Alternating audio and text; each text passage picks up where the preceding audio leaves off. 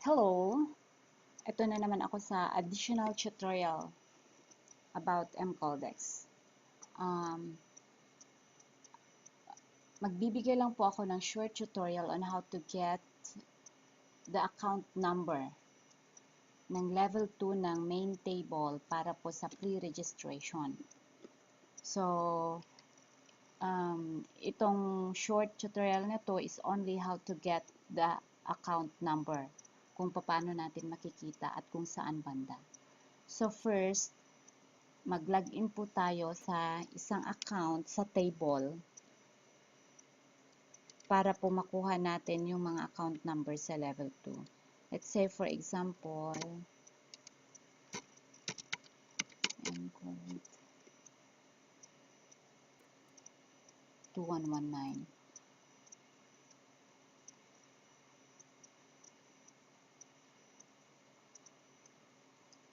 So, ito po yung account number ng 2119. Ito. Ayan po. Diyan po makikita. Papasok po tayo sa table of orders. Yan po yung main table. So, ito po yung main table. So, ito po yung second level. Dapat alam natin yung mga yung account numbers ng level 2. Kasi sa level 2, for example, this North 3007 Team Infinity, magkakaroon po siya dapat ng 2 directs. So, we need to get the account number of this account para po maging basis natin sa pag-register nitong 2 slots dito sa kanyang taas. Para po magkaroon po siya ng 2 directs. So, in order for us to get the account number, i-click po natin ito. Kita nyo po yan. Invite friends, send a message. Click send a message at makikita nyo po dun sa taas ang account number ni 3007. Ito na po ang account number ni 3007. 645-763765. So, isulat po natin yan para po hindi natin makalimutan dahil mag-exit po tayo dito sa account na ito. After, kukunin ko na lang para masundan natin. Asan na yung ballpen ko? 645-763-765. So, yan ang account number. Close. Then, click exit.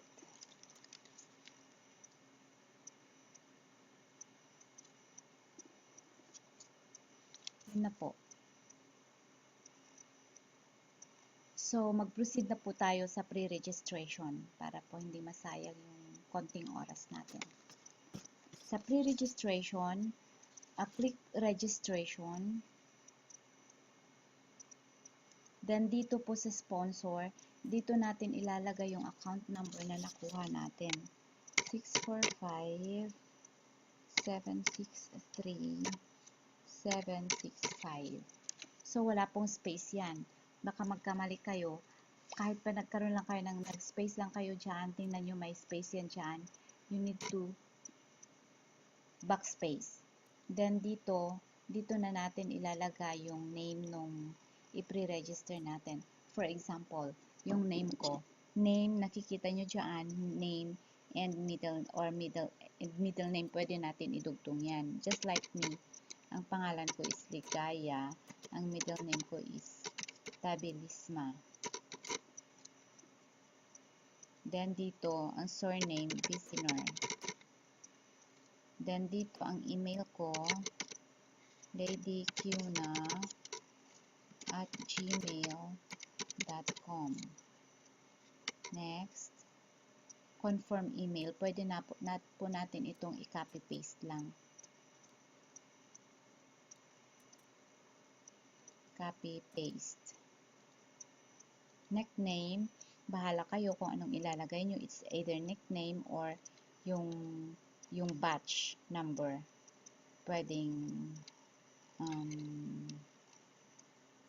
Tigress. Yan. Kahit ano.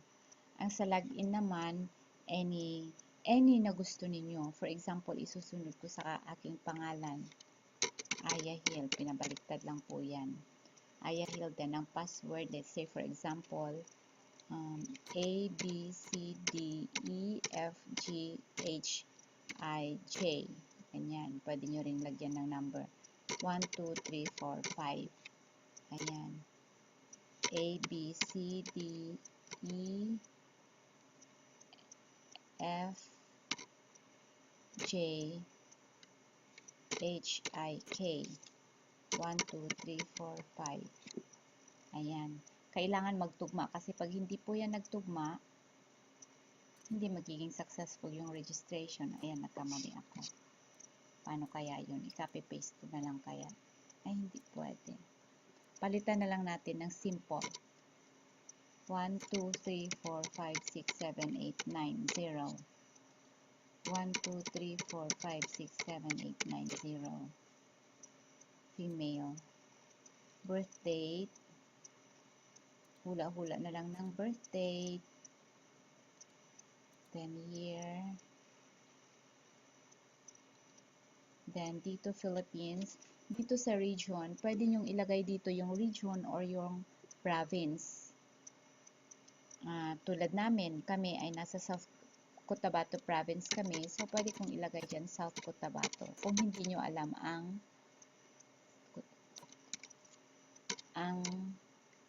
region ninyo. Then, city. Coronadal City. Dito sa city, Coronadal City. Pag hindi pa po city yung place ninyo, for example, town pa, yung town po ang ilalagay ninyo. For example, Pulumulok. So, Pulumulok lang po. Hindi nyo na po ilalagay kung ano yung kalapit ninyo na city. Ang town po ang ilalagay ninyo.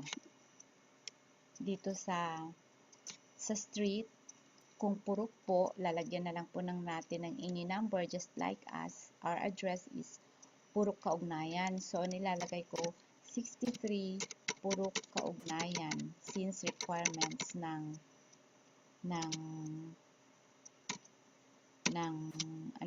MCOLDEX na meron dapat number ang proof of billing natin at ang address natin na nilalagay. Barangay GPS. Yun. Then, postal code.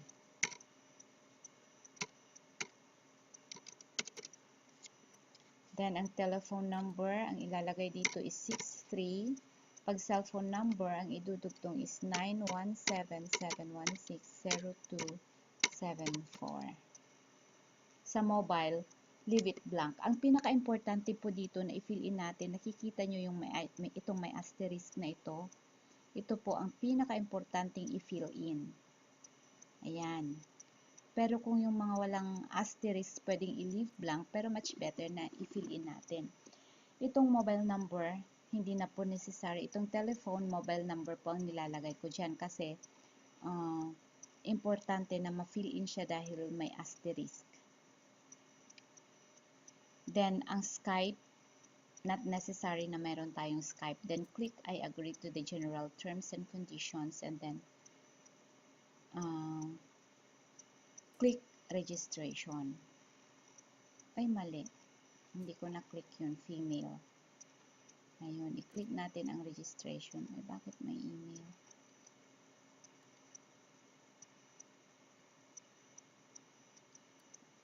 Already in use. Kasi one email, one account tayo. So, lagyan na lang natin ng 34. Ayan. New buyer registration. You were successfully registered. Click OK.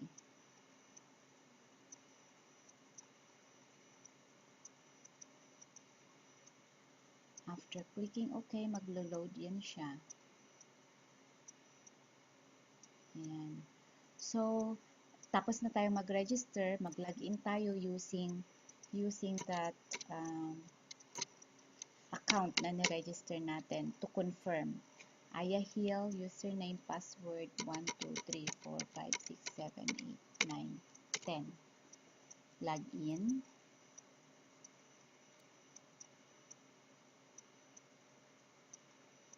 Ito po, makikita po natin dito, check your sponsors data. Ayan.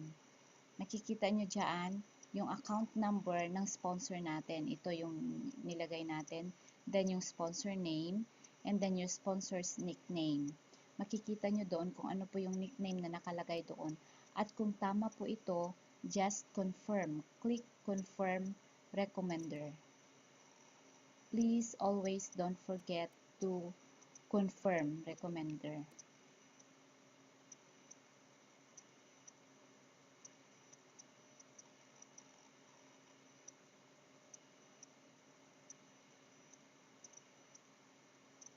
Tagal mag-load, inaantok na ako.